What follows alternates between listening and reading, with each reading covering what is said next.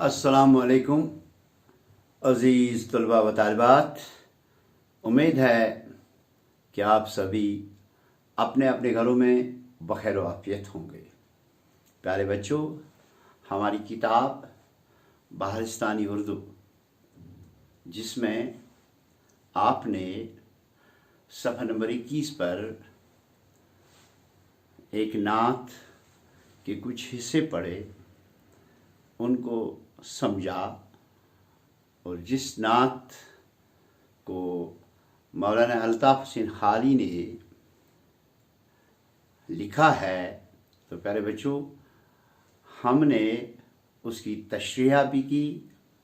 लेकिन आज आपको फिर एक बार ये ज़रूरी समझना चाहता हूँ, ये ज़रूरी आपको सुनना भी पड़ेगा और याद भी करना पड़ेगा, क्योंकि आपको पहले पता होना चाहिए नात जो है, नात किस नज़म को कहा जाता है।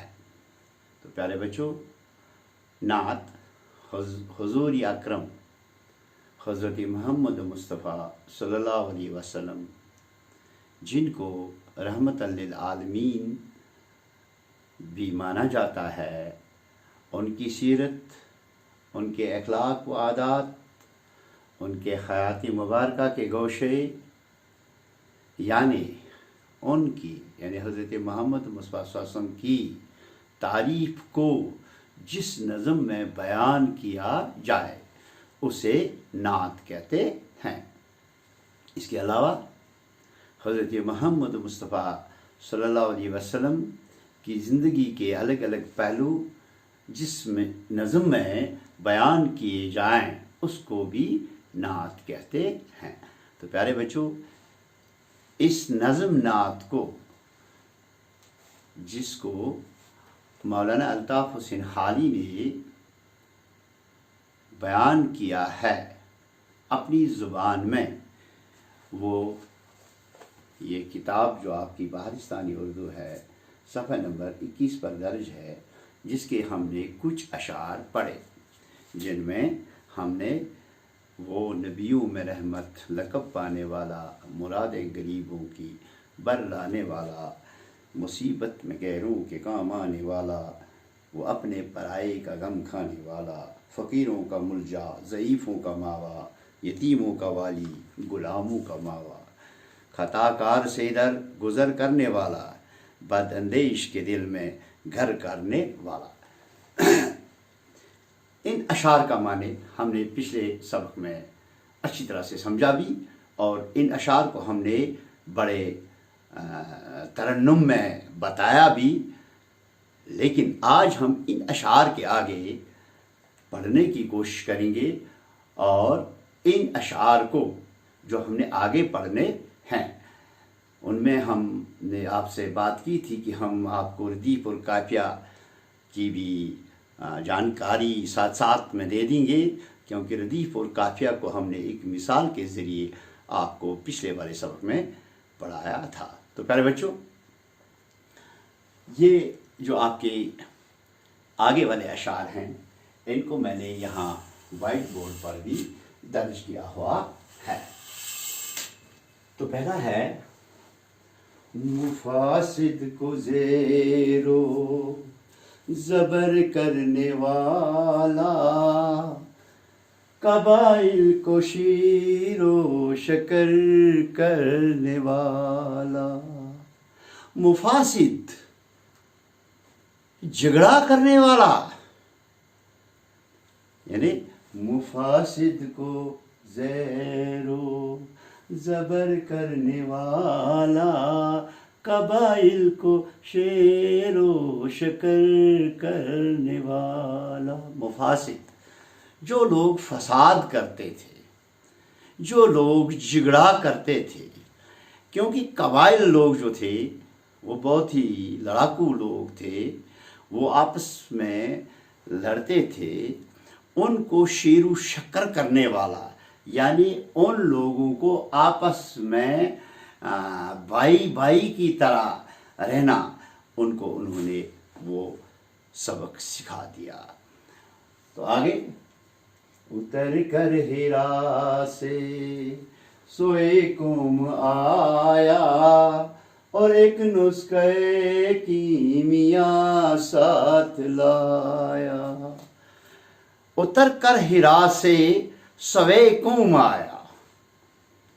پیارے بچوں، ہیرا جو ہے، ہیرا ایک غار کا نام ہے جس کو ہم غار ہیرا کے نام سے جانتے ہیں. یعنی وہ گفا جہاں حضرت محمد مصطفیٰ صلی اللہ علیہ وسلم اللہ کی عبادت کرتے تھے اور جہاں پر وحی نازل ہوئی. یعنی اتر کر ہیرا سے سوئے قوم آیا اور ایک نسخے کیمیا ساتھ لایا.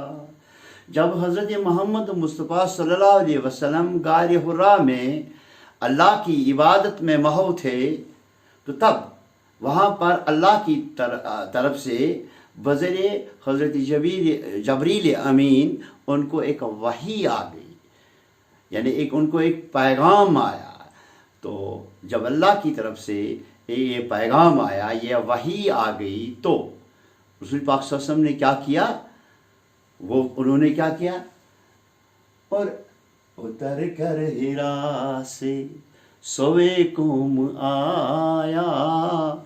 تو جو ہی انہوں نے یہ وحی کا پیغام، یعنی حضرت جبریل امین نے جو ہی وحی کا پیغام حضرت محمد مصطفیٰ صلی اللہ علیہ وسلم کو بتا دیا، تو حضرت محمد مصطفیٰ صلی اللہ علیہ وسلم سوئے قوم آیا. وہ اپنے قوم کی سمت آ گئے، وہ اپنے لوگوں کے پاس آ گئے اور ایک نسخے کیمیا ساتھ لایا.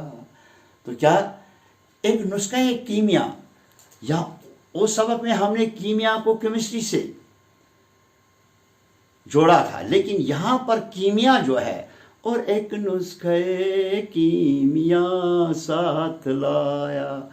تو یہاں پر نسخہ کیمیا جو ہے وہ ایک قیمتی نسخہ ہے، یعنی قرآن مجید کا ایک نسخہ انہوں نے اپنے قوم کو بتایا، جو کہ اللہ کی طرف سے ان کو وحی میں کہا گیا تھا. اس کے آگے، مسے خام کو جس نے کندن بنایا، کھرا اور کھوٹا الگ کر دکھایا. پیارے بچوں، مسی خام کا معنی ہے کچا تانبا، اور کندن جو ہے، کندن خالص سونے کا نام ہے. یعنی کندن کا دوسرا نام کیا ہے؟ خالص سونا. اور مس خام کیا ہے؟ کچا تانبا. لیکن یہاں پر جو ہے ہم کچے تانبے اور اس خالص سونے کو بھی اظہار کریں گے، لیکن اس کا الگ یہاں پر تاثر ہے. تاثر کیا ہے؟ مسے خام کو جس نے کندن بنایا، کھرا اور کھوٹا الگ کر دکھایا. لوگ جو اس وقت تھے وہ جاہل تھے، وہ ان پڑھ تھے، ان کو پتہ ہی نہیں تھا ماں کیا ہوتی ہے، باپ کیا ہوتا ہے، ماں کی عزت کیا ہوتی ہے، باپ کا احترام کیا ہوتا ہے. اس لیے وہ لوگ جو تھے اس ٹائم کے لوگ، وہ مسے خام کے مانند تھے، یعنی وہ کچے تانبا کے مانند تھے. لیکن جب رسول پاک صلی اللہ علیہ وسلم نے ان کو وحی کا پیغام دے دیا، قرآن کا نسخہ لایا، تو انہوں نے کیا کیا؟ انہوں نے کھرا اور کھوٹا الگ کر دکھایا. کھرا اور کھوٹا جو بھی تھا انہوں نے اس کو الگ کر دیا. یعنی انہوں نے ان کو جب اللہ کا پیغام دے دیا، کہا کہ بھائی اچھا کیا ہے، برا کیا ہے، تو لوگوں نے اس کی بات کو، ان کی بات کو، حضرت محمد صلی اللہ علیہ وسلم کی بات کو مانا. عرب جس پہ کرینوں سے تھا ظلم چھایا، پلٹ دی بس ایک آن میں اس کی آیا. عرب ایک ملک کا نام ہے. جس طرح ہمارے ملک کا نام ہندوستان ہے، اسی طرح عرب بھی ایک ملک کا نام ہے، اور اس ملک میں یعنی عرب کے ملک میں قرنوں سے یعنی بہت دراز زمانے سے، یعنی بہت عرصہ سے، طویل مدت سے جہل چھایا ہوا تھا، جہالت کا دبدبا تھا، وہاں لوگ جاہل تھے، وہاں لوگ ایک دوسرے کا نہیں مانتے تھے۔ تو رسول پاک صلی اللہ علیہ وسلم کے آنے سے کیا ہوا؟ پلٹ دی بس ایک آن میں اس کی آیا۔ وہ جہالت کا دبدبا جو تھا وہاں پر، وہ جاہل لوگ جو وہاں پر تھے، ہمارے آقا انعامدار حضرت محمد مصطفیٰ صلی اللہ علیہ وسلم نے ان کی اس جہالت کو دور کر دیا، ان سے جہالت دور کروا دی۔ کیا؟ پلٹ دی بس ایک آن میں اس کی آیا، یعنی عرب کے لوگوں کا جو وہ جہالت کا ولولہ ان میں بھرا ہوا تھا، وہ ایک دوسرے کو نہیں مانتے تھے، لیکن رسول اکرم حضرت محمد صلی اللہ علیہ وسلم کی بات سے ہی انہوں نے اپنے وہ جو ان کے خیالات تھے وہ بدل دیے، یعنی ان کی آیا جو ہے وہ پلٹ گئی، یعنی وہ جو جس راستے پہ چلتے تھے انہوں نے اس راستے کو ترک کر دیا۔ اس کے آگے مولانا الطاف حسین حالی صاحب کیا فرماتے ہیں؟ رہا ڈر نہ بیڑے کو موجے بلا کا، ادھر سے ادھر پھر گیا رخ ہوا کا۔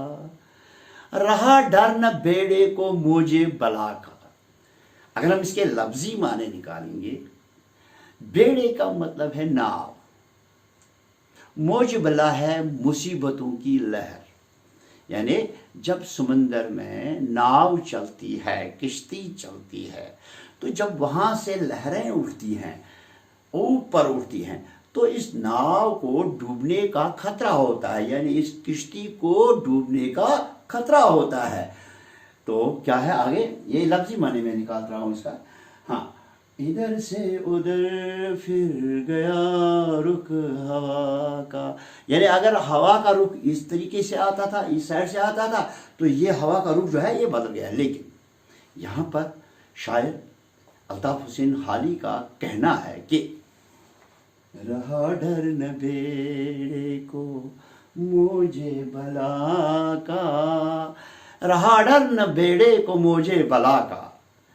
پیارے بچوں، جو مصیبتوں کی لہر وہاں پہ آتی تھی، یعنی لوگ جو تھے وہ جاہل تھے، وہ اپنی لڑکیوں کو زندہ دفناتے تھے، اب ان کو ڈر نہیں رہا کس چیز کا؟ موجے بلا کا، یعنی مصیبتوں کی لہر کا، کیونکہ وہ مصیبتوں کی لہریں تھیں۔ اگر کسی کے گھر میں کوئی بیٹی پیدا ہوا کرتی تھی تو اس کو زندہ دفنایا جاتا تھا۔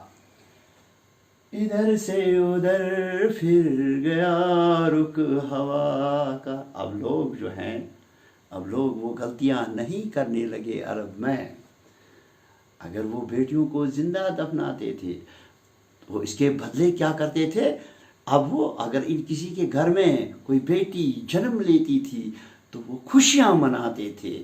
اسی لیے یہاں پہ کہتے ہیں ادھر سے ادھر رخ، ادھر سے ادھر پھر گیا رخ ہوا کا، یعنی اگر وہاں سے ہوا آتی تھی یہ نہیں مارو، قتل کرو، فائن کرو، ایسا کرو، باپ آتا تھا بیٹی کو مار دو، نہیں، باپ کیا کہتا ہے؟ نہ، آپ میری پیاری بیٹی ہو، ہمارے گھر میں رونق آ گئی۔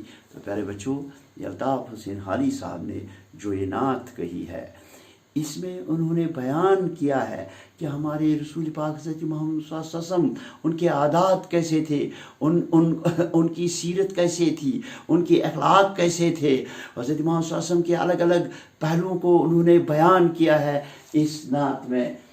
تو اسی کے ساتھ ہم نے نعت جو ہے، جو نظم کی ایک قسم ہے، جو الطاف حسین حالی صاحب نے لکھی ہے، ہم نے اس کا پورا سبق پڑھ لیا، اور انشاءاللہ کل ہم اس کے آگے اس کے جو سوالات ہوں گے، اس کے جو وہ الفاظ، مشکل الفاظ یا معنی ہوں گے، ان کو ہم سیکھنے کی، لکھنے کی کوشش کریں گے۔